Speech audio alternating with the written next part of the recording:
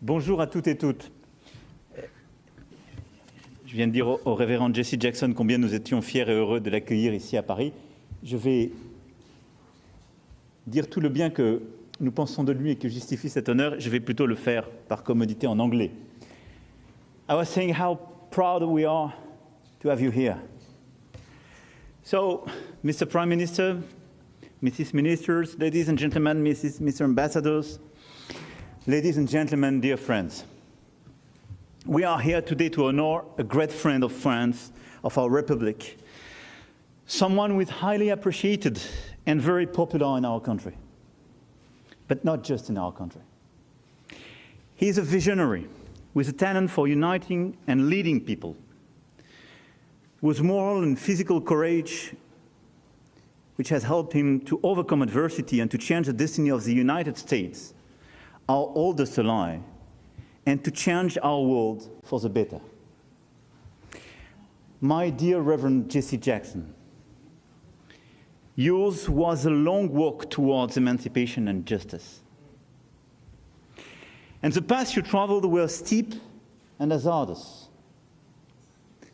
Born in Greenville, South Carolina, on the 8th of October 1941, in a segregated America, just a few days before the US joined the war. You grew up in an environment steeped in the infamy and obstacles associated with those times. Appalling discrimination based on skin color written into the law, a two-tier education system, unequal access to employment, in short, terrible inequalities in terms of hope and destiny, based solely on whether a person was born black or white. From your earliest years, you were hungry for knowledge and justice. At school, you were a gifted, diligent student, so much so that your French teacher commented that it was impossible not to notice you, not to like you, not to do everything possible to help you fulfill the great destiny that was already stirring inside you. The church pews where Baptist preachers taught you about public speaking and moral obligations were like a second school for you. It was there that your vocation for speaking to people's hearts and guiding them forward was kindled.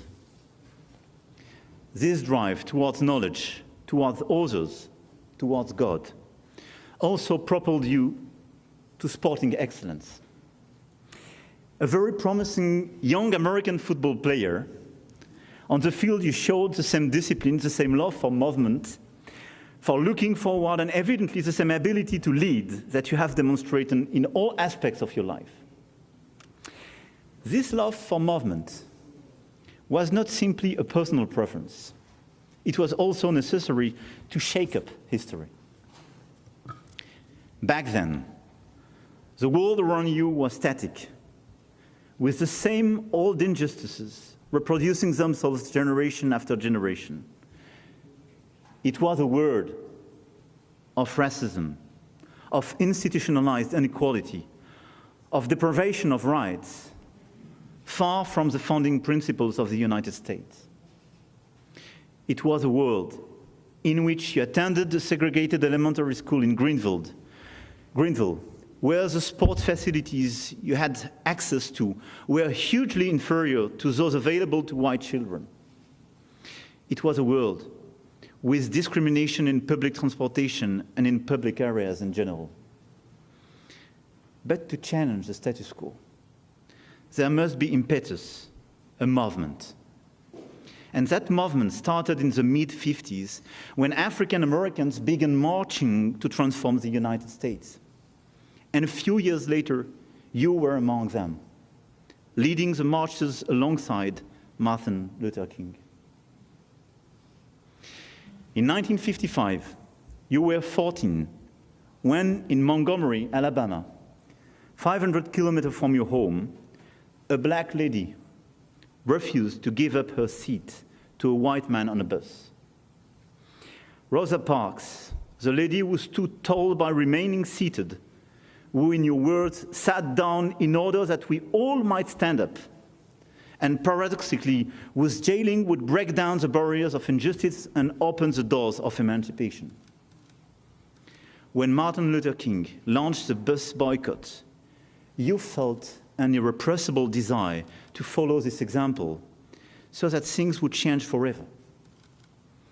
In the years that followed, you took part in the movement to desegregate Greenville Public Library and led the student sit-in. After high school, you won a scholarship to play American football at the University of Illinois. Though the university was not segregated and the racial prejudices were more insidious, they were no less hurtful than in South Carolina. You returned to your native South for a while to study at North Carolina Agricultural and Technical College, a prestigious, historically black university where you would meet your future wife, Jacqueline, with whom you would have your children. But Martin Luther King's call to action permanently changed your plans. Like him, you wanted to become a minister, and you returned to Chicago to attend the Chicago Theological Seminary. Chicago, your adopted city, was to be one of the hubs of the civil rights movement. It was at the University of Chicago in 1956 that Martin Luther King delivered a famous speech that resonated deeply throughout the United States. You then devoted yourself entirely to defending this cause, giving up your studies, accepting the permanent risks of being arrested, attacked, or even lynched, and you soon became one of Dr. King's closest companions, crisscrossing America to spread his call for freedom, justice, and equality, human and civil rights. We remember the photo of you standing beside Martin Luther King on the balcony of the Roland Motel in Memphis on the 4th of April, 1968, only a few hours before his assassination. The assassination of a man of virtue, a man of peace, a 39-year-old husband and father, which provoked outrage around the world. 40 years later, on the night of Barack Obama's election, on the 4th of November 2008, you tearfully weighed up the progress made since that tragic day. That night, your tears deeply moved your compatriots who recognized your contribution to that coming-of-age moment for your nation.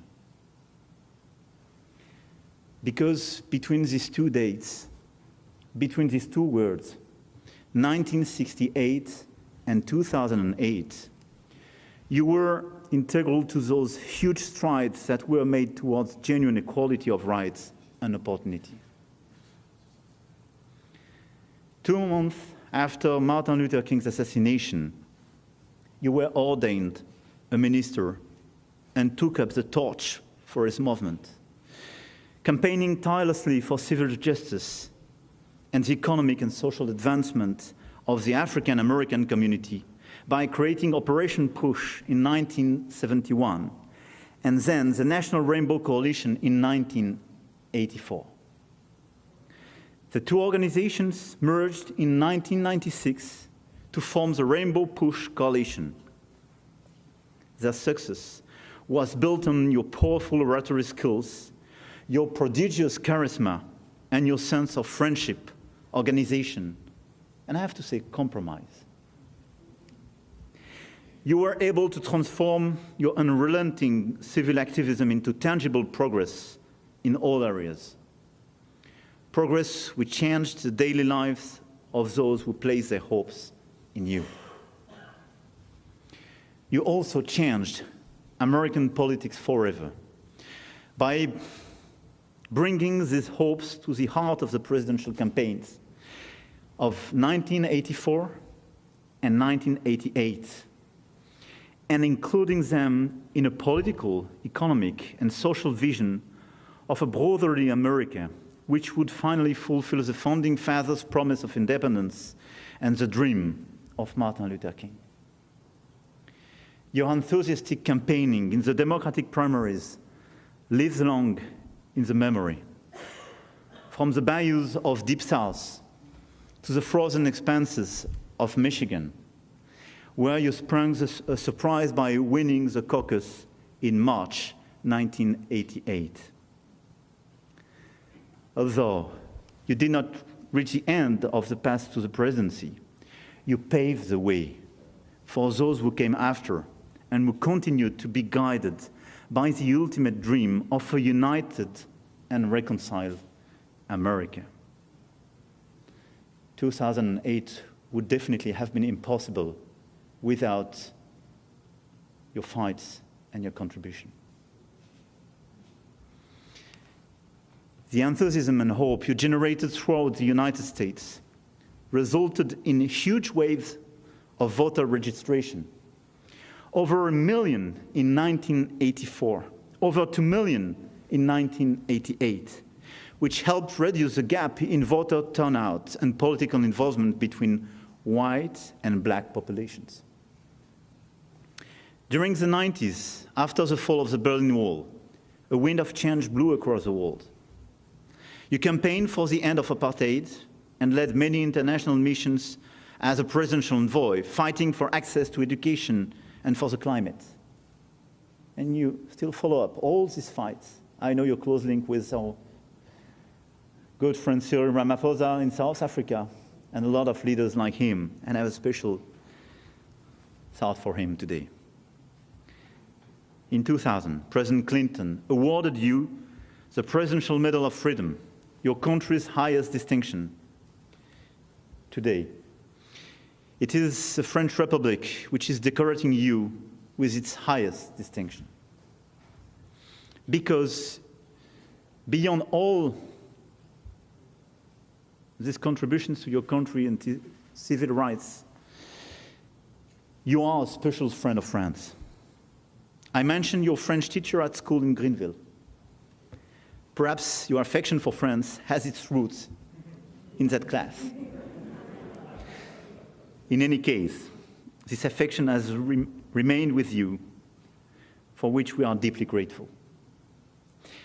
You know our history, our relations with the United States, our singular voice in the international arena, the shared experience of the crimes of slavery and human trafficking, the role of abolitionist movements in the 19th century, our commitment to human rights, our desire for mutually respectful relations with Africa. And I'm extremely happy to have a lot of great leaders with huge contribution to these fights for our countries today in this room with you. On several occasions, you have eloquently expressed your friendship with our nation. A less-known story for which you never thought credit bears mentioning today, and we just discussed about that before the ceremony. During the first Gulf War in 1990, when citizens from several countries seeking to stop the invasion of Kuwait were held hostage by Saddam Hussein, you negotiated the release of French hostages, and thanks to you, they were safely returned to their families. Your friendship with our country, dear Jesse Jackson, is part of the heroic tradition of relations between African American and France. The French abolitionist movement was behind the subscription for the Statue of Liberty. Before that, ties between Black Americans and French people from the Caribbean and the Americas, from the Great Lakes of the North to the Mississippi Delta, contributed to what could be termed the creolization of part of American society. I'm thinking of the cultural and gastronomic creativity of New Orleans, but also lesser-known chapters in our shared history, like that of Jean-Baptiste Point du Sable, the mixed-race son of a French father and Afro-Caribbean mother from Santo Domingo, now Haiti, and how not to have a special thought for Haiti today. and who is considered the founder of Chicago. In 1917, when the US Army landed in France, it was operating under segregation. Black Americans were even denied the right to fight for their own country as combat troops. They were consigned to auxiliary tasks, which were essential but had little military value. The 369th and 370th Infantry Regiments, known as the Harlem Hellfighters and Black Devils, from New York and Chicago respectively, were those attached to the French army. Unfortunately, they did face discriminations there too, but they were able to fight alongside white men, and they did show great bravery. Those troops changed our fate in two ways: by providing us with essential help to prevail, and by introducing jazz music to our country, which would revolutionize our cultural lives for the next 100 years. Relations between France and African Americans were also at play in the landings in Normandy and Provence, when once again black soldiers overturned prejudices, defended their flag, and helped restore our freedom. Some of Martin Luther King's earliest comrades were World War II veterans, heroes of peace, but also witnesses of the horrors of the concentration camps, which helped awaken their conscience and led them into civil engagement when they returned home. And how can we not mention Josephine Baker, who herself received the Legion of Honor from General de Gaulle for her services to the French resistance. Or indeed artists and writers like Richard Wright or James Baldwin, whose legacy is still very much alive in Paris, which was a place of inspiration for them and no doubt a haven of freedom, surely not immune to racism and prejudices, but far from the institutional, systematic forms it took in America at that time. But our friendship and our alliance, dear Jesse Jackson, go beyond historical legacies. The values you fought for and continue to fight for are the very values of the French Republic. You are not only our friend and ally, you are a brother to us. Our motto has never been far from your struggle, and I hope that it may even have inspired it.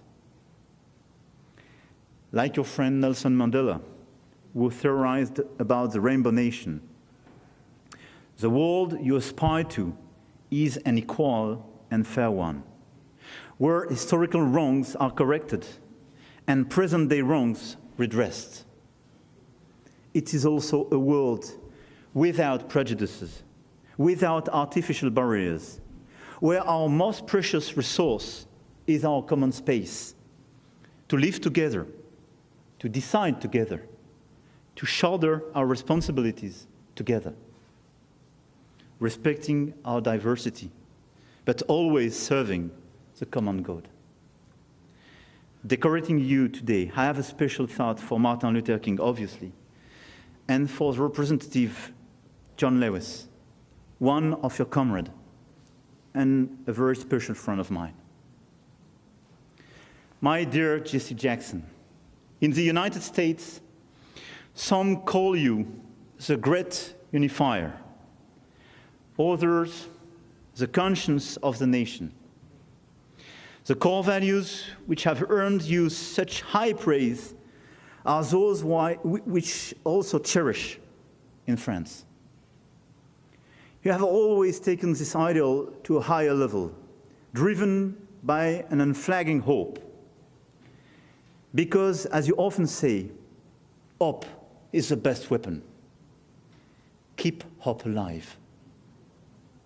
The French Republic is grateful for your tireless work to promote liberty, equality, and fraternity, and for the hope you have instilled in us all for over half a century. I just described some of your main fights, your merits. But all of us are very aware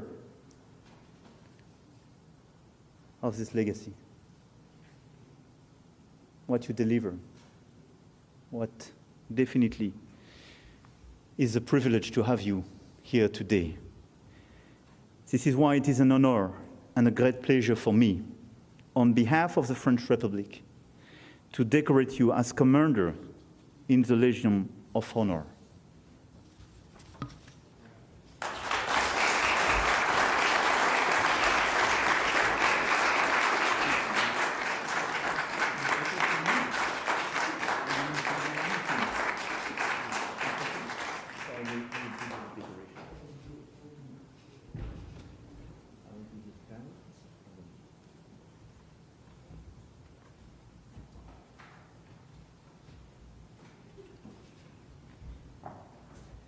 Monsieur Jesse Jackson, au nom de la République française, nous vous faisons commandeur de la Légion d'honneur.